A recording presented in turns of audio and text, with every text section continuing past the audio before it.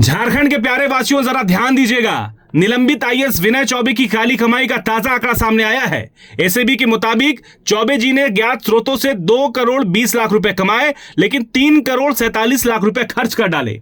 3 करोड़ 47 लाख को अगर 2 करोड़ 20 लाख से घटा देंगे तो बचेगा 1 करोड़ 27 लाख। वाह चौबे जी वाह, कहां से आए ये 1 करोड़ 27 लाख रुपए, पूछता है झारखंड। चौबे जी, हिसाब तो देना ही पड़ेगा। मतलब खर्च करने में 53% की अतिरिक्त प्रतिभा दिखाई आपने। आम आदमी जहां महीने के अंत में हिसाब जोड़ते हुए परेशान हो जाता है, वहीं यहां खर्च आय से अधिक निकल गया। रांची में इन दिनों आय से अधिक संपत्ति की चर्चा कुछ इस कदर हो रही है मानो यह कोई नया स्टार्टअप मॉडल हो। कम कमाओ, ज्यादा खर्च करो और बाकी का हिसाब शेल में बंद कर दो। निलंबित आईएएस विनय कुमार चौबे और उनके कथित करीबियों की कहानी भी कुछ ऐसी ही बताई जा रही है, जहां फाइलों से ज्यादा हलचल कंपनियों के नामों में दिख रही है। एसीबी की जांच जैसे जैसे आगे बढ़ रही है, वैसे वैसे यह साफ होता जा रहा है कि यह मामला सिर्फ एक अफसर तक सीमित नहीं है, बल्कि नेटवर्किंग का बेहतरीन उदाहरण बन चुका है।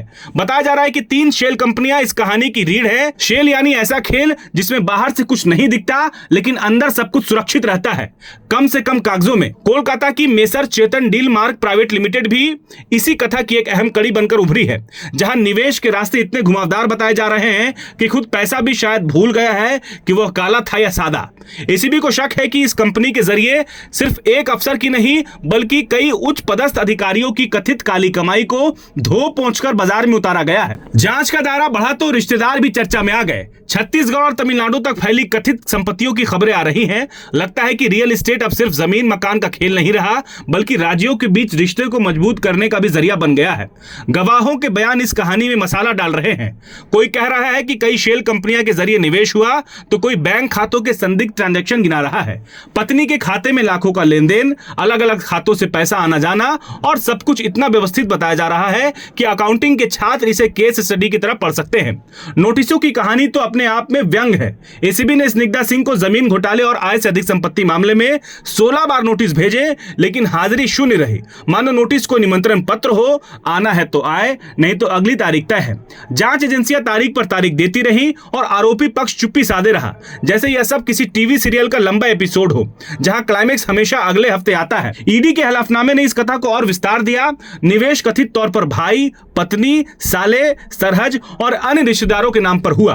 परिवारवाद यहां राजनीति में नहीं, बल्कि संपत्ति प्रबंधन में दिखता है। पैसा अकेले नहीं चलता, उसे रिश्तों की जरूरत होती है। शायद यही संदेश इस पूरे मामले में से निकल कर आता है।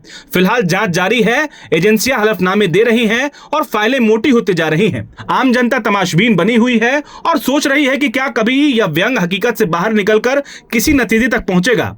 तब तक रांची में यह कहानी एक उदाहरण बनी रहेगी। अगर खर्च कम पड़ जाए तो घबराने की जरूरत बिल्कुल नहीं है। शेल तो हमेशा मौजूद है।